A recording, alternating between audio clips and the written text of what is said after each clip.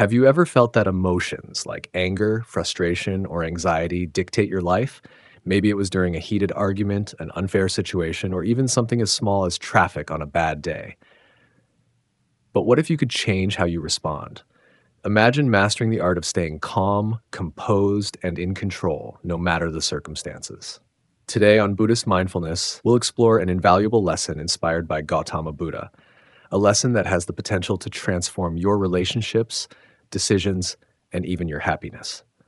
This is the story of the power of not reacting. But this video isn't just about ancient wisdom. We'll connect these teachings to modern-day challenges, practical tools, and personal reflections. By the end, you'll have actionable insights to apply in your own life. So stay with us. This is a journey worth taking. Number 1. The story of the king and the fly. Once there was a powerful king who prided himself on his wealth and grandeur. His kingdom was the epitome of prosperity, a land where rivers teemed with fish, crops grew bountifully, and the people lived in peace. The king lived in a palace adorned with gold and marble, his every need met by his loyal subjects. But for all his wealth, there was a deep sense of discontent within him, for he was ever so conscious of his superiority. He looked down upon other rulers, believing his own kingdom to be the most magnificent and his rule the most just. He had heard whispers of a neighboring king, known not for his riches, but for his wisdom and simplicity. Curious and perhaps a bit threatened by this, the powerful king decided to embark on a journey to visit this wise monarch. He believed that this visit would reinforce his superiority and prove that no one could match his grandeur, physically, mentally, or in terms of the wealth his kingdom commanded. The journey to the neighboring kingdom was long and arduous. However, as he approached the modest yet tranquil land, the king was struck by the beauty and simplicity of the surroundings. The air was fresh, and the countryside appeared serene, with humble homes and simple life. The king's initial thought was that the neighboring monarch's kingdom lacked the opulence he had come to expect. But he quickly reminded himself that he had come for wisdom, not riches.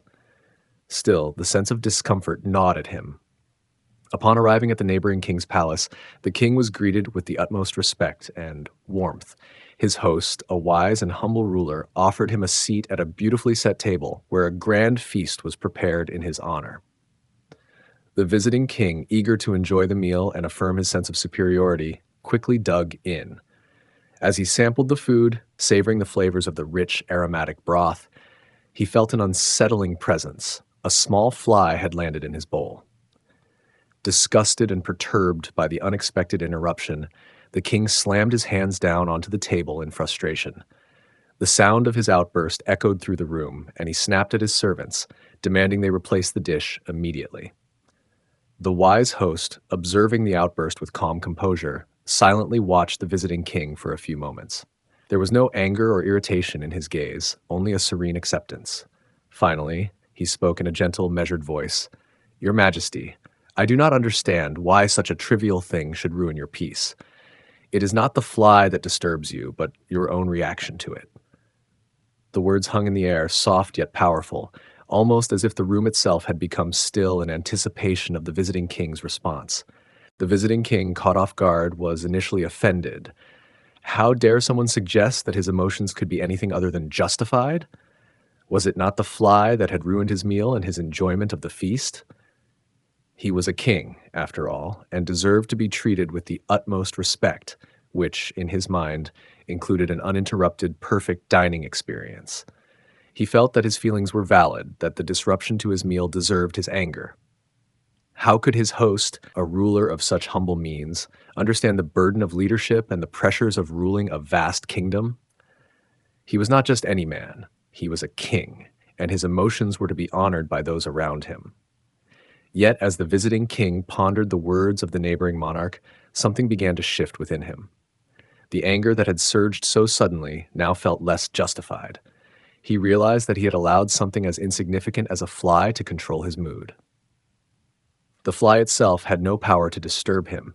It was simply an insect doing what insects do. What truly had power over him was his reaction to it, the sudden frustration and anger that welled up inside him.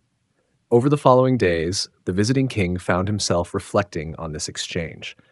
The more he thought about it, the more profound the wisdom of his host seemed.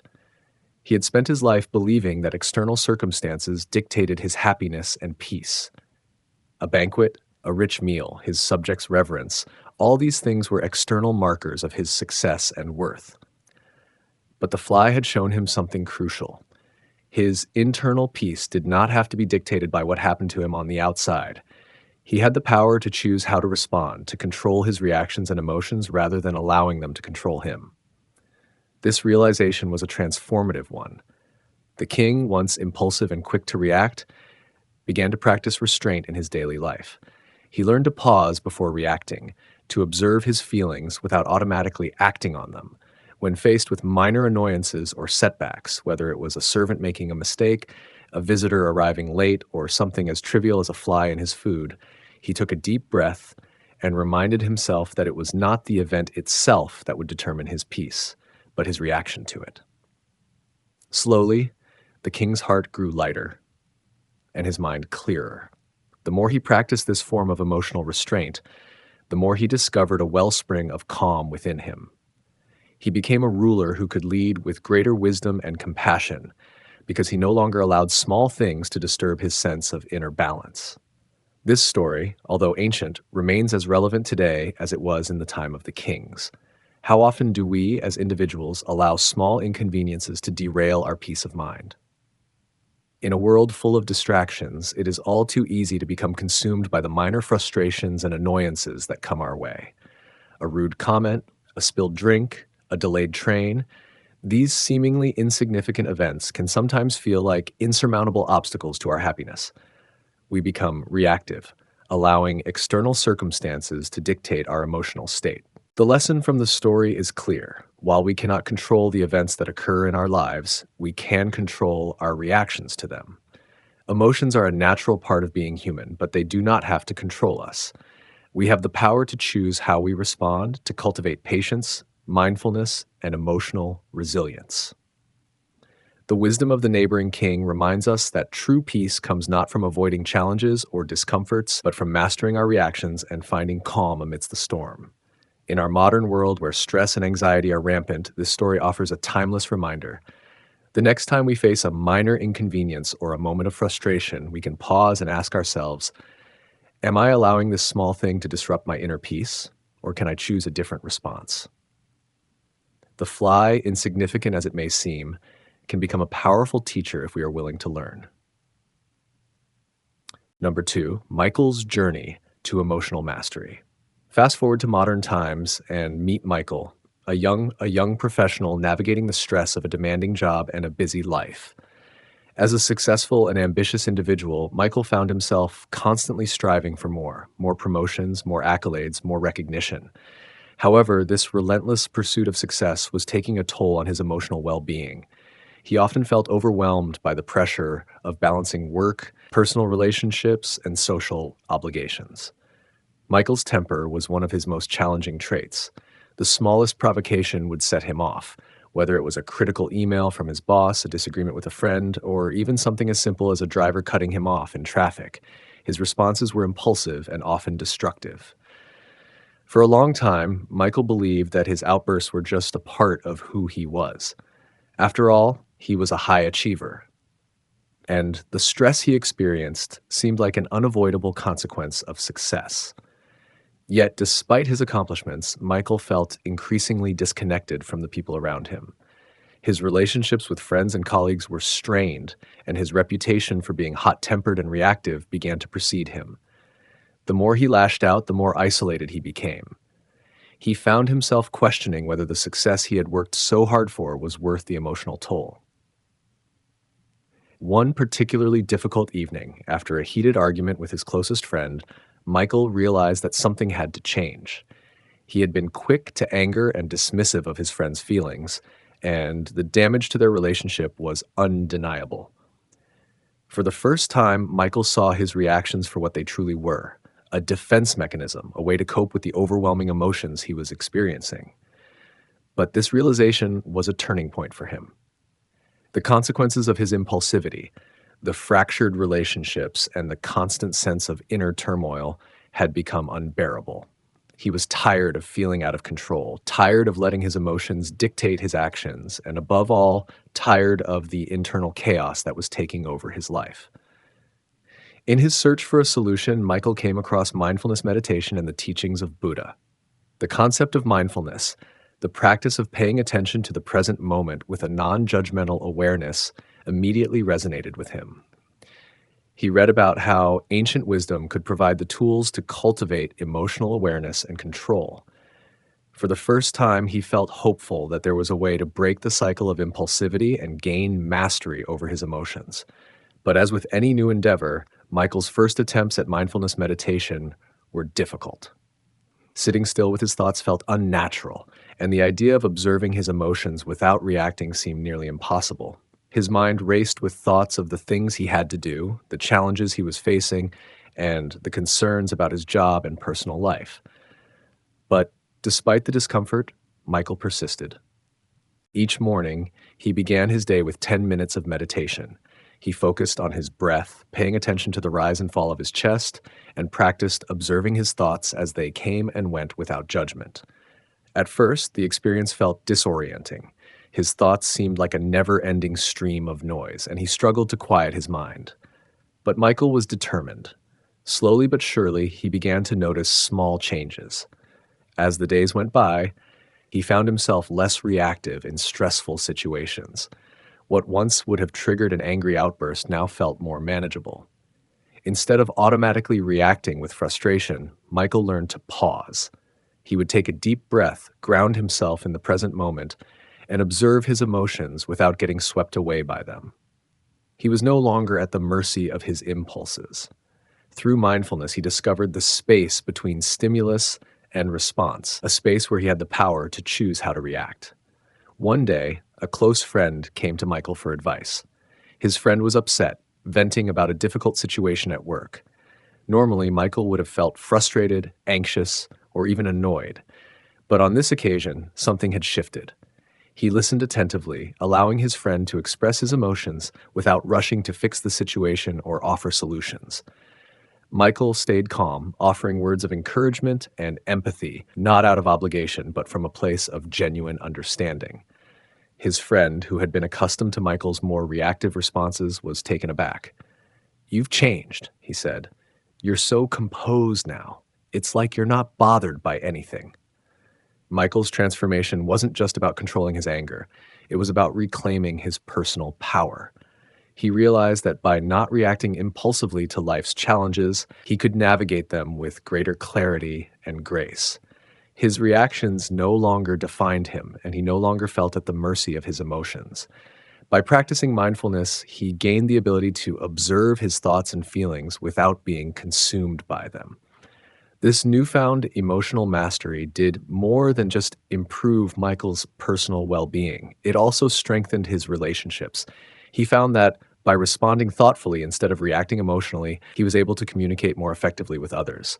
His coworkers noticed the difference too. Michael, once known for his short temper, now exuded a calm and composed demeanor that inspired respect and trust. His personal relationships flourished as well. He was able to approach disagreements with empathy and understanding, rather than defensiveness or anger.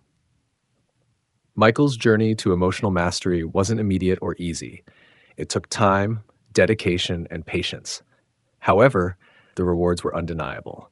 He had not only gained control over his emotions, but had also gained a deeper sense of inner peace and self-awareness.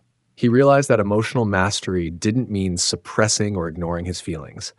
It meant understanding them and responding in a way that aligned with his true values. By embracing mindfulness and the wisdom of ancient teachings, Michael had discovered a new way of living, one in which he could meet the challenges of life with clarity, compassion, and balance. In the end, Michael's transformation wasn't just about mastering his emotions. It was about mastering himself. He had learned to navigate the stormy seas of life with steadiness and grace, and in doing so, he had found a peace that transcended the chaos of the world around him. Number 3, why reacting impulsively hurts us. Reacting impulsively is an instinctive reaction that many of us experience, especially in emotionally charged situations. It feels like a quick release, a way to express what we're feeling in the moment. However, these reactions often lead to long term consequences that we later regret. Think about a time when you reacted in anger or frustration. Perhaps you yelled at someone, slammed a door, or said something you didn't mean. Did that reaction help the situation? Did it solve the problem at hand? In most cases, the answer is no. More often than not, our impulsive reactions worsen the situation, creating unnecessary conflict and misunderstandings. This type of reaction usually comes from a place of ego, a deep seated desire to defend ourselves, protect our pride, or assert our dominance in a particular situation. Our egos thrive on validation, control, and maintaining our sense of self worth. When we feel threatened, hurt, or disrespected, the immediate response is often an emotional one, driven by the need to protect that fragile ego. But as Buddha wisely teaches, holding on to anger is like drinking poison and expecting the other person to die. This powerful metaphor illustrates the destructive nature of holding on to negative emotions. Anger, frustration, and resentment are like toxins within us, poisonous not only to the relationships we cherish, but also to our own mental and emotional well being. The act of reacting without thinking often leads us down a path that does more harm than good. Let's explore in greater detail the ways in which impulsive reactions damage our lives. One of the most immediate and evident consequences of reacting impulsively is the damage it can cause to our relationships. Words and actions that are spoken or taken in the heat of the moment can have lasting effects on the people around us, particularly those we care about the most. Harsh words, insults, or aggressive actions can leave emotional scars, often causing rifts that take time to heal. The people we lash out at may not forget what we said, even if we later apologize.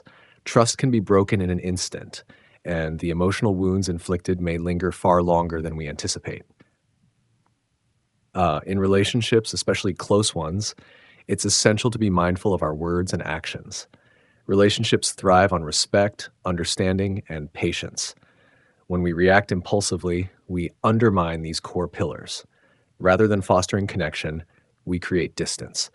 In the aftermath, we may find ourselves regretting what we said or did, wishing we had taken a moment to pause and reflect before reacting. Reactions driven by unchecked emotion often lead to situations where both parties feel hurt and misunderstood, making it harder to rebuild the trust and understanding that were lost.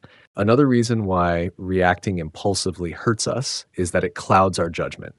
In the heat of the moment, emotions take over, often overriding our ability to think logically and rationally. We become so consumed by anger, fear, or frustration that we lose sight of the bigger picture. Our decision-making abilities are impaired, and we are less likely to consider the long-term consequences of our actions. Think about a time when you made a rash decision in the midst of heightened emotions. Perhaps you snapped at someone at work, or ended a conversation with a loved one abruptly, only to regret it later. In those moments, the impulse to act quickly, to say something or do something right away, can seem overpowering. But in hindsight, we often realize that had we paused to collect our thoughts, we could have made a much more thoughtful and balanced decision. When we allow our emotions to take control, we lose the clarity that comes with a calm and composed mind. Our ability to evaluate a situation objectively and make decisions based on logic and reason diminishes. This is why it's important to create space between stimulus and response. By taking a step back, breathing, and giving ourselves time to process the situation, we can make better decisions that are grounded in rational thought rather than knee-jerk emotional reactions. Impulsive reactions don't just affect our relationships and judgment, they also take a toll on our inner peace. Our mental and emotional equilibrium is easily disrupted when we react impulsively. The surge of negative emotions, such as anger, resentment, or frustration, creates turbulence within our minds. It becomes increasingly difficult to maintain a sense of calm, and we may find ourselves caught in a cycle of negative thinking and emotional instability. When we react impulsively, we allow external events and situations to control our internal state. Instead of maintaining a sense of peace and balance, we are tossed around by the waves of our emotions. This turbulence makes it difficult to focus, be present, or engage in activities that promote well-being. Our minds become clouded, and our emotional energy is drained, leaving us feeling exhausted and out of sync with ourselves. On the other hand, when we learn to pause before reacting, we are able to regain control of our emotional state. We create a space in which we can choose our responses consciously, rather than being at the mercy of our emotions. This practice of mindfulness helps to preserve our inner peace, allowing us to stay grounded even in challenging situations. By cultivating this sense of emotional awareness, we can maintain a sense of calm that enables us to respond with clarity and wisdom rather than reacting impulsively out of fear or anger. The key to overcoming impulsive reactions lies in developing the habit of pausing and reflecting before responding. When faced with a situation that triggers strong emotions, take a moment to breathe deeply and assess the situation. Ask yourself, what am I feeling right now? Why am I feeling this way? What is the best way to respond given the circumstances? This pause allows you to shift from a reactive state to a proactive one, where you are in control of your response rather than being controlled by your emotions. In many cases, taking a step back can lead to a much more thoughtful and constructive outcome. It allows you to respond in a way that aligns with your values and promotes understanding rather than escalating the situation. By practicing this pause regularly, you can cultivate a sense of emotional intelligence that helps you navigate challenging situations with grace and composure. Ultimately, the goal is not to suppress or deny our emotions, but to learn how to respond to them in a way that supports our well being and the well being of those around us. By choosing mindfulness over impulsivity, we can protect our relationships, preserve our inner peace, and make better decisions that lead to more positive outcomes in the long run. In conclusion, reacting impulsively may feel natural, but it often brings more harm than good. By recognizing the negative impact it can have on our relationships, judgment, and inner peace, we can begin to cultivate a more mindful and measured approach to dealing with difficult emotions. The next time you feel the urge to react impulsively, remember the wisdom of Buddha's teaching. Holding on to anger is like drinking poison and expecting the other person to die. Instead, take a deep breath, step back, and choose to respond with clarity and compassion. Number 4, the art of not reacting. In our fast-paced and often emotionally charged world, it's easy to be swept away by our feelings. Whether it's anger, frustration, sadness, or fear, emotions can take control of our actions, sometimes leading to reactions we later regret. But the art of not reacting doesn't involve suppressing or denying these emotions. Suppression can be dangerous, as it leads to bottled up feelings that can eventually erupt in unhealthy ways. Instead, the true art lies in observing our emotions, understanding them, and then choosing how we wish to respond. The first step in practicing the art of not reacting is the realization that emotions are natural and are meant to be acknowledged, not ignored. Every emotion, no matter how intense, offers us valuable information about our inner world. When we take the time to observe our feelings without judgment, we gain insight into what's truly driving us in the moment. This practice allows us to step back and evaluate the situation calmly, rather than impulsively acting on the emotion. It's important to understand that emotions are not permanent. They are fleeting states of mind that will eventually pass. By learning to pause and reflect, we create a space where we can make intentional decisions rather than being carried away by the current of our feelings. This does not mean we are disengaging from our emotions. Rather, we are choosing to engage with them thoughtfully, empowering ourselves to respond in ways that align with our long-term goals and values. Steps to practice the art of not reacting. 1. Pause and breathe. The first and most essential step when faced with a triggering situation is to pause. This pause might seem simple, but it's incredibly powerful. It interrupts the automatic reactions that can lead to regret and gives us the space we need to choose how we want to act. By taking a few deep breaths, we activate our parasympathetic nervous system, which helps to calm the body and mind. Deep breathing helps reduce the intensity of the emotions we're experiencing, making it easier to see the situation more clearly. In moments of anger or frustration, our body often goes into fight or flight mode, which can cloud our judgment and escalate the situation. A pause, followed by deep breathing, allows us to break the cycle of automatic emotional reactions. By taking a moment, we gain a sense of control over our response rather than being at the mercy of our emotions. 2. Acknowledge your emotions. The next step is to acknowledge what you're feeling. Emotions often arise quickly and intensely, and it's easy to overlook or dismiss them, especially in the heat of the moment. However, denying or suppressing emotions can create internal conflict and lead to unhealthy expressions of anger or stress later on. Instead, practice recognizing your emotions as they arise. This acknowledgement doesn't mean we have to react to those emotions immediately or act on them. Simply naming what we are feeling can bring clarity and a sense of control. You might say to yourself, I'm feeling angry, or I'm feeling disappointed. This can help you distinguish the feeling from the situation, creating space between your emotional state and your response. When we acknowledge our emotions, we take the first step toward understanding them. Emotional awareness is a crucial part of emotional intelligence, which allows us to manage our reactions with greater skill. By recognizing that anger is an emotion that can pass rather than something that must be acted upon, we set the stage for more thoughtful and measured responses. Reflect on the bigger picture.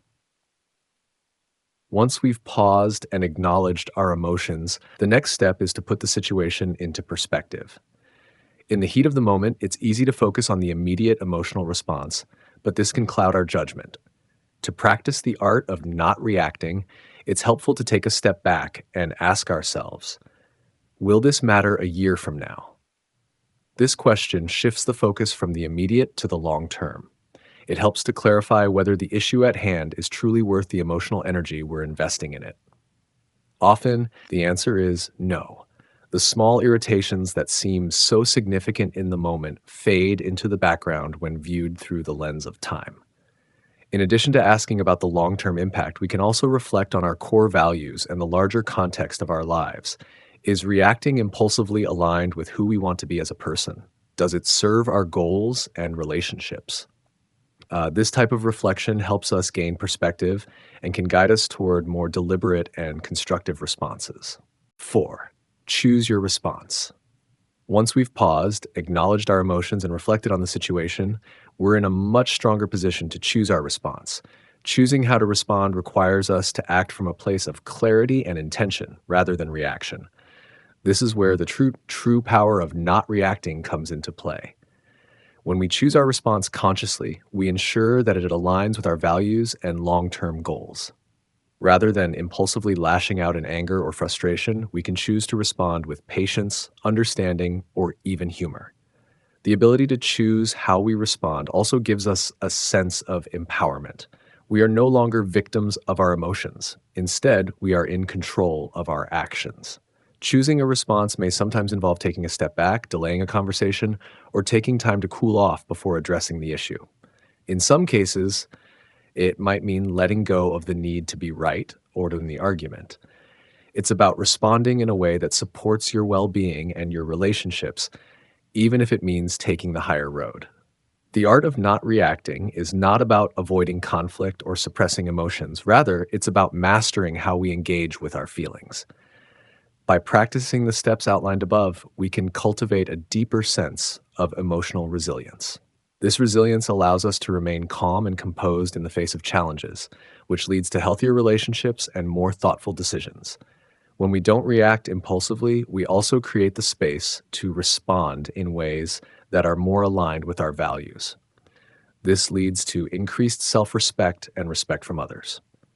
Additionally, it enhances our ability to stay focused on our long-term goals rather than getting sidetracked by momentary emotional triggers. Ultimately, the art of not reacting is a key aspect of emotional intelligence. It empowers us to manage our emotions in a healthy way, strengthening both our internal peace and our interactions with others. Through regular practice, we can move toward a more mindful and deliberate way of living, where our responses are guided by clarity and wisdom rather than by the fleeting intensity of our feelings. Number 5, inspiring stories of emotional resilience. The patient monk. In a small monastery nestled in the hills, a young monk named Jiro found himself grappling with a sense of frustration that seemed to follow him everywhere. His path to inner peace was obstructed by the small, seemingly insignificant details of daily life that, to him, felt like constant disturbances. It could be as simple as another monk's voice breaking the stillness of a morning meditation, or the occasional untidy space in the communal dining area. These little irritations began to fester in Jiro's mind, slowly clouding his sense of serenity. Jiro had entered the monastery eager to learn and to master his mind. But as time passed, he found himself becoming increasingly upset over the mundane things. His idealistic vision of monastic life, a peaceful, harmonious existence, seemed distant as he struggled with his inner turmoil. He questioned why these small annoyances felt so monumental, why they triggered a disproportionate response in him, and whether he was truly cut out for this life of patience and calm.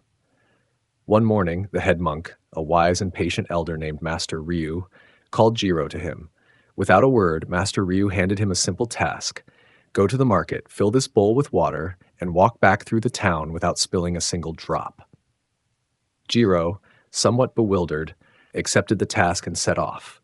The market was bustling, filled with the sounds of merchants hawking their wares, children playing, and people going about their daily routines.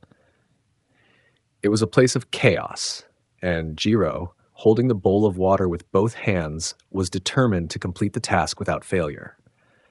As he moved through the crowded streets, Jiro found himself hyper-focused on keeping the water still, walking slowly and carefully, his eyes fixed on the bowl. At first, the task seemed simple enough, but the further he walked, the more he noticed his surroundings. There were people arguing, carts clattering by, and vendors shouting. The smells of food wafted through the air, and the sounds of the crowd grew louder. Jiro's attention wavered for a moment, and the bowl trembled slightly. He quickly steadied it and returned his focus to the task at hand. His mind started racing. Thoughts of impatience, frustration, and the desire to complete the task perfectly crept into his mind. He felt his frustration rising once again.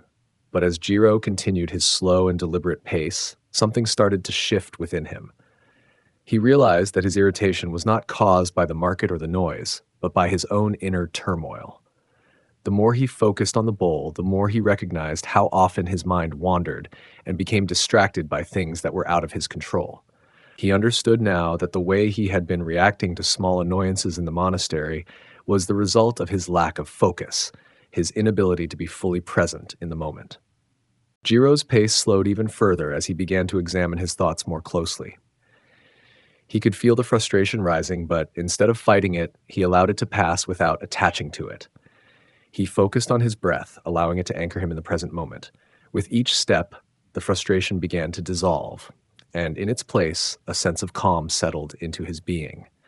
The sounds of the market no longer felt like disruptions. They became part of the rich tapestry of life that he could choose to accept or ignore.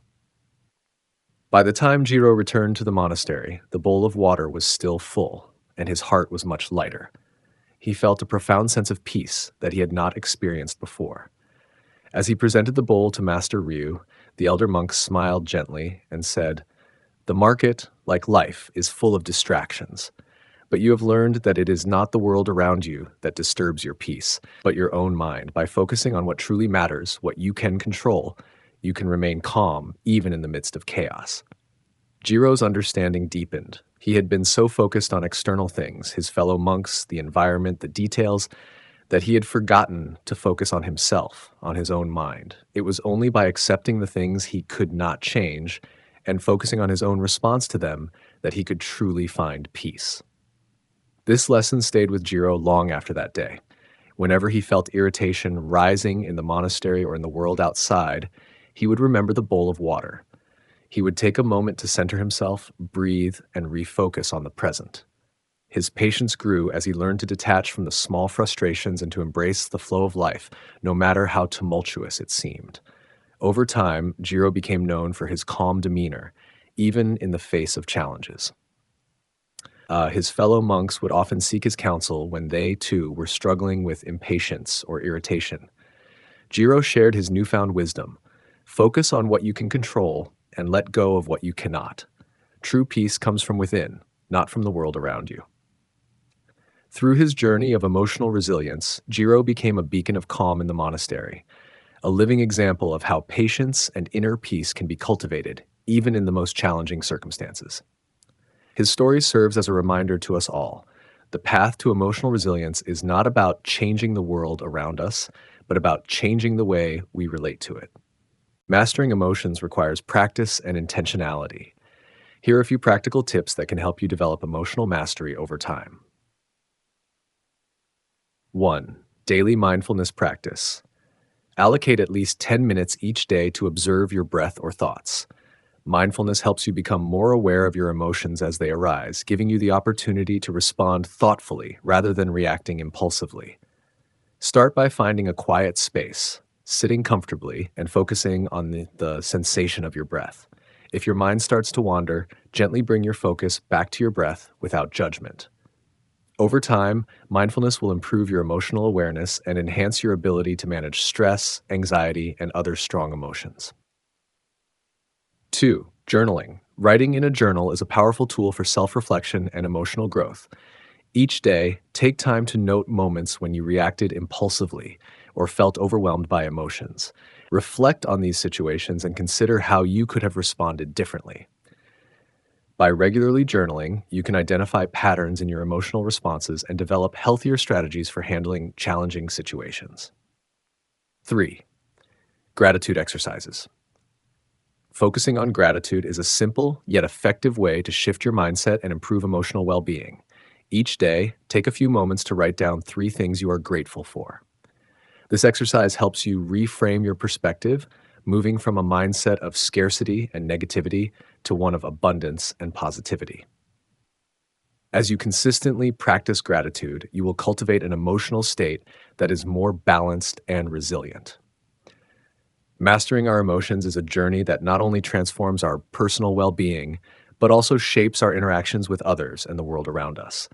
The stories of Buddha, the king and the fly, and Michael all emphasize a fundamental truth. How we respond to life's challenges defines our peace and happiness. Emotions, though powerful, do not have to control us. We hold the reins. When we practice mindfulness, we allow ourselves to step back from immediate reactions and respond with clarity. In doing so, we break free from habitual emotional patterns that often lead to unnecessary conflict and regret. The teachings of Buddha remind us that true peace is not something to be found externally, but something that must be cultivated within. Each moment of stillness, each mindful choice, strengthens our ability to stay calm, focused, and centered. It's easy to feel overwhelmed in today's fast-paced world where triggers are everywhere, but by consciously choosing how to respond, we take back control. When faced with a difficult situation, remember, you don't have to react immediately. Breathe, observe, and respond with intention. In that moment, you are not only mastering your emotions, but mastering your life. Thank you for joining us on this journey of mindfulness and self-discovery. If you found these insights valuable, don't forget to like, share, and subscribe for more empowering lessons. Stay mindful, stay inspired, and let your inner peace guide you.